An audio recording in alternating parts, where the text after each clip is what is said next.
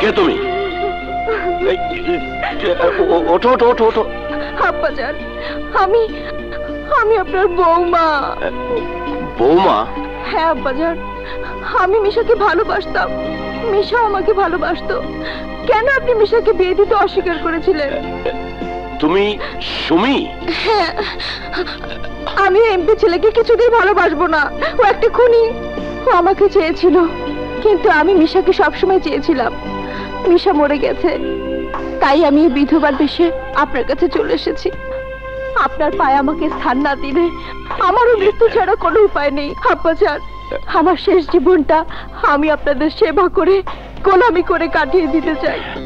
আপনার পায়ে আমি থাকতে চাই। আপনার পায়ে আমাকে একটু আশ্রয় দিন। ওঠো, বসো। পার্টনার, হাই পার্টনার, এসো। নে সই কর।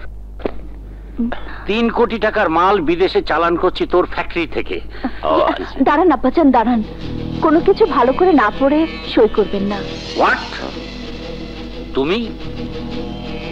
ও, তুমি সেই মেয়ে সুমি না? জি আঙ্কেল, আমি এখন শুধু সুমি না, আমি আব্বাজানের বৌমা। আব্বাজান, সই করার আগে কাগজটা ভালো করে পড়ে নিন। কি পড়বে?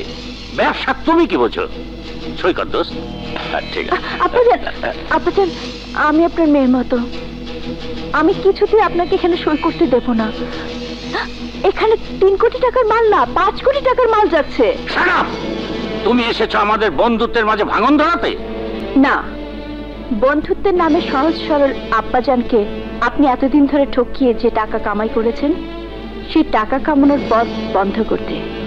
কি বলছো তুমি? আমি কিছুই বুঝতে পারছি না। যে কাগজটা আপনি সই করছিলেন, ভালো করে তাকিয়ে দেখলে আপনি বুঝতে পারবেন এখানে 3 কোটি টাকার মাল নয়, 5 কোটি টাকার মাল আপনার ফ্যাক্টরি থেকে চলে যাচ্ছে। ইম্পসিবল। দেখ, ওখানে 3 কোটি টাকার মাল আছে। সুমি তো ঠিকই বলছে। তুই আমার ফ্যাক্টরি থেকে 5 কোটি টাকার মাল বের করে নিয়ে যাচ্ছিস। এই কাগজ এখানে কোত্থেকে এলো? কাগজ কোথায় গেল? ধরা পড়ে গেলে সবাই এরকম বলে, আসল নকল। বেঈমান, তুই আমার বন্ধুত্বের সুযোগ নিয়ে আমার সর্বনাশ করতে চেয়েছিলি। Get out, out. বিশ্বাস কর দোস্ত, আমি এসব কিছু বুঝতে পারছি না। তাহলে কি কাগজটা বাতাসে চেঞ্জ হয়ে গেল? আব্বাজান, এভাবে সবাই আপনাকে ঠকাবে, কিন্তু আমি তা হতে দেব না। আজ থেকে আমি শুধু আপনার বৌমা নই, আমি আপনার অফিসে আপনার সেক্রেটারি হয়ে কাজ করব। তুমি আমাকে বিরাট একটা ক্ষতির থেকে বাঁচিয়েছো মা। আজ থেকে তাই হবে। তুমি আমার অফিস করবে, আর এই সব শয়তানদের সাথে আমার পার্টনারশিপ ক্যান্সেল। বেরিয়ে যাও, যাও, যাও। হ্যাঁ, কি বললে? দিলীপ শর্মা খুন হয়েছে? হ্যাঁ, কারা যেন ওকে 5 তলা ছাদ থেকে নিচে ফেলে দিয়েছে। বিভৎস অবস্থায় মারা গেছে, মুখটা একেবারে চেনা যায় না। পুলিশ, পুলিশ কি করছে? খুনি গ্রেফতার হয়েছে। খুন গ্রেফতার করবে রাজীব সাহেব? আপনি কি বলতে চান দিলীপ শর্মার মৃত্যু খুন নয়? না, খুন নয়, আত্মহত্যা। আর যদি খুন হয় তবে তার জন্য রাজীব সাহেবকে গ্রেফতার করতে হবে। তোমার স্পর্ধা দেখে আমি স্তম্ভিত হয়ে যাচ্ছি। আমার স্পর্ধাটা একটু ওইরকমই। সব শয়তানরাই আমার কথা শুনে স্তম্ভিত হয়ে যায়। আচ্ছা রাজীব খান, দিলীপ শর্মা সাহেব আত্মহত্যা করার আগের দিন আপনার অফিসে হিসেব নিয়ে একটা গন্ডগোল হয়েছিল। 3 কোটি 5 কোটি। হ্যাঁ, ওই শয়তানটা আমার বন্ধুত্বের সুযোগ নিয়ে 2 কোটি টাকা মেরে দিতে চেয়েছিল। সুমি এসে আমাকে বাঁচিয়েছে। সেই কারণে আপনার সাথে তার শত্রুতা হয়েছে এবং তাকে বের করে দিয়েছেন। আর তার পরপরই এই ঘটনা। এতে কি প্রতীয়মান হয় না যে খুন আপনি করেছেন? না, মানে আমি না। সুতরাং এটা আত্মহত্যা। আমি শুধু একটি কথা আপনাকে বলতে এসেছি, যেহেতু আপনি বউয়ের বাবা, এরকম আত্মহত্যা করে আপনার মরা ঠিক হবে না। দাঁড়াও, দাঁড়াও বাচ্চা ভাই। আমাকে কিছু বলবে? আমাকে একবার রাজার কাছে নিয়ে যাবে? না, ওই শয়তান খুনির কাছে তুই যাবি না। আমি তোমাকে নিয়ে যেতাম, যদি বুঝতে পারতাম সেখানে গেলে তুমি শান্তি পাবে। আমি শান্তি পাবো, প্লিজ তুমি আমাকে নিয়ে চলো। না, তুমি শান্তি পাবে না, কারণ রাজাকে আমি খুব কাছে থেকে দেখেছি। আমি দেখেছি ওর মনের মধ্যে প্রতিশোধের আগুন দাউ দাউ করে জ্বলছে। ওই আগুন নেভা না পর্যন্ত তার নিজেরই শান্তি নেই, তোমাকে কি শান্তি দেবে? আমি বিশ্বাস করি না, তুমি আমাকে মিথ্যে বলছো। No, never. আমি কোনোদিন মিথ্যে বলি না, কারণ রাজার সব খবরই আমি জানি। তাহলে ওকে গ্রেফতার করছো না কেন? খুনিকে যারা খুন করে তাদের আমি কনগ্রেচুলেট করি, গ্রেফতার করি না। তোমার নামে আইজির কাছে কমপ্লেন করে আমি তোমাকে সাসপেন্ড করাবো। আমি বছরে 9টা মাসই সাসপেন্ড থাকি, আরো 3 মাস তার সাথে যোগ হলে আমার কিছুই যাবে আসবে না। আমি একটু অন্য ধরনের পুলিশ ইন্সপেক্টর, চলি।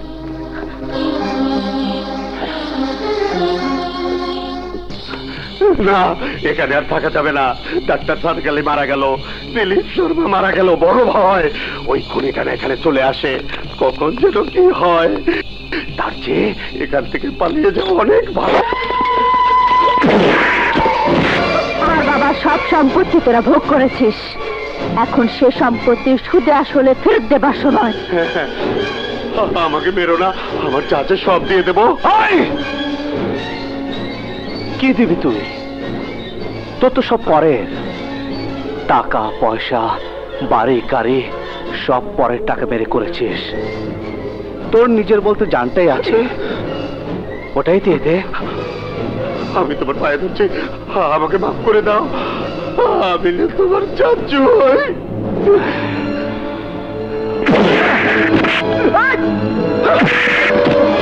মনে আছে নাসির খান, আমার বাবার মৃত্যুর সময় আমি তোদের কাছে গিয়েছিলাম। তুই আমাকে চাবুক দিয়ে মেরে বলেছিলি 10টা বাড়ি ছেলে যদি আমি না কাঁদি তবে তুই আমাকে টাকা দিবি। আমি তোকে 10টা বাড়ি দেব, তুই যদি না কাঁদিস তোর জান বেঁচে যাবে।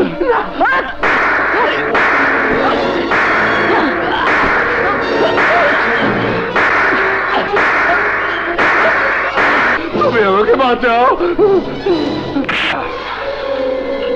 কেমন করে বাঁচে চাচ্ছু? আমার বাবা নৌপারে চলে গেছে। আপনারা আমার বাবার বন্ধু ছিলেন। বাবা এখন বড় একা। আপনিও যান, আমার বাবার সাথে বন্ধুত্ব করুন, যান।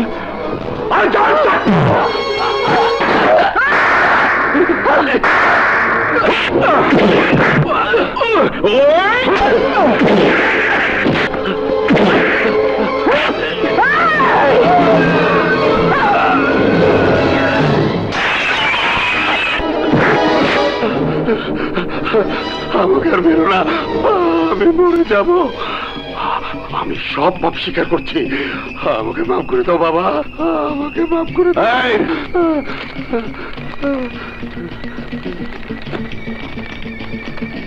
এই দলিলে তোর পাপের স্বীকারোক্তি লেখা আছে, এটা সই করে দে, তোকে জীবনের জন্য মাফ করে দেব। কর সই, কর।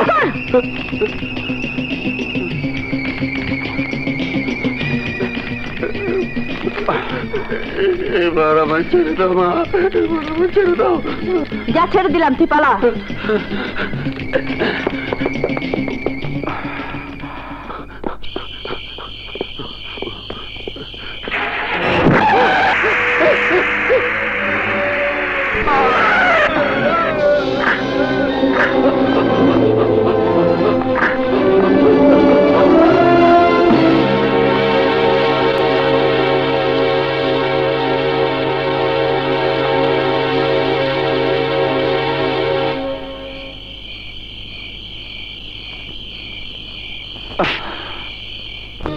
নাসির খান রাস্তায় অ্যাক্সিডেন্ট করে মারা গেছে।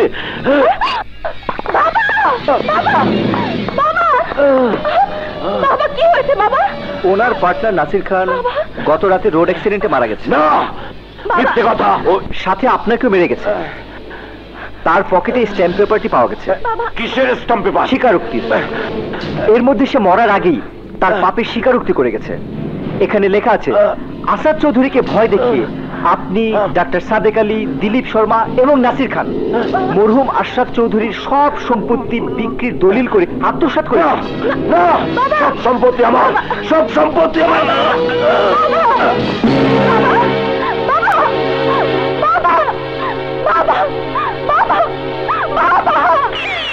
আচ্ছা ভাই, তুমি কেঁদো না মৌ। পৃথিবীতে আল্লাহ পাপের শাস্তি দিয়ে তার নিজের কাছে মানুষকে টেনে নেয়। তোমার বাবা ভালো হয়ে যাবে। ডাক্তার, পেশেন্টের অবস্থা এখন কেমন? হার্টের কন্ডিশন ভালো না, ওনার ওপেন হার্ট সার্জারি করতে হবে। বাবা বাবা বাবা। স্যার, আপনি বিদেশে গেলে অফিস দেখাশোনা করবে কি? Shut up! একজন অসুস্থ রোগীর পাশে এসে অফিসের কথাবার্তা বলতে আপনাদের লজ্জা করে না? কিন্তু ওপেন হার্ট সার্জারি করালে তো মাস 6 লাগবে। এই 6 মাস অফিসের কি অবস্থা হবে? কোনো অবস্থা হবে না। আব্বাজান ভালো হয়ে না আসা পর্যন্ত আমি সব দেখাশোনা করব। এ নিয়ে আপনাদের কোনো দুশ্চিন্তা করতে হবে না। আপনি দেখাশোনা করতে পারবেন, কিন্তু কোনো কন্ট্রাক্ট সই করতে পারবেন না। আপনার তো আর সেই ক্ষমতা নেই। তাহলে অফিস বন্ধ থাকবে, না হয় কয়েক কোটি টাকা লস হবে, কিন্তু টাকার চেয়ে আব্বাজানের জীবনের দাম অনেক বেশি। না না, টাকা লস করা যাবে না। আমি না থাকলে সব দেখাশোনা সুমি করবে, এবং তার জন্য আমি দলিল করে পাওয়ার অফ অ্যাটর্নির সুমির নামে দিয়ে যাব। না না আব্বাজান, এত বড় দায়িত্ব আপনি আমাকে। আপত্তি করো না মা, আমার বিশ্বাস তুমি এ দায়িত্ব পালন করতে পারবে। এ কদিনে তুমি আমাকে অনেক ক্ষতি থেকে বাঁচিয়েছো। তবু আরেকবার ভেবে দেখলে হতো না? ভেবে দেখি আমি বলছি, তুমি ছাড়া এই অফিস কেউ চালাতে পারবে না। ম্যানেজার সাহেব। জি স্যার। আপনি উকিলকে বলুন দলিল রেডি করতে, আমি সই করে দেব। আচ্ছা স্যার।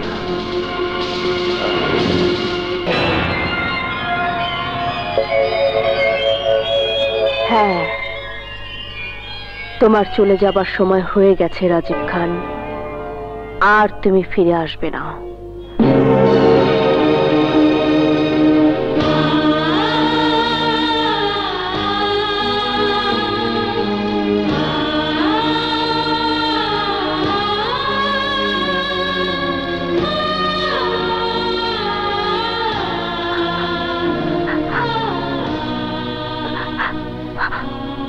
বাবা,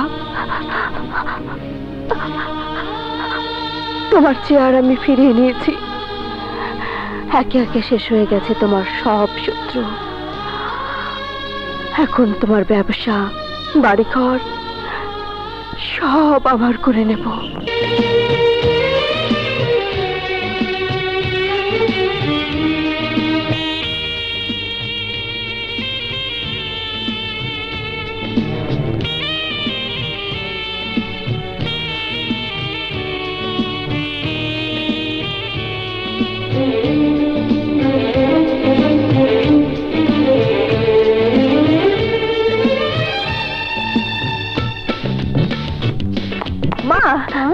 মা, এই দেখো আমার বাবার সব সম্পত্তি ফিরিয়ে নিয়ে এসেছি। সত্যি বলছিস? হ্যাঁ, যে শয়তানরা ভারতে আপনাদের সব সম্পত্তি দখল করে নিয়েছিল, ঠিক তেমনি করে সুমি আর আমি আপনাদের সব সম্পত্তি আবার ফিরিয়ে এনেছি। এখন থেকে সবকিছু মালিক আপনারা। আমি মালিক হতে চাই না বাবা, আমি শুধু চাই তোমার আর সুমির বিয়েটা শান্তিতে হয়ে যাক। এবার আমার আর ওর বিয়েতে কোনো বাধা রইল না মা। আমি বিয়ে করবো রাজাকে।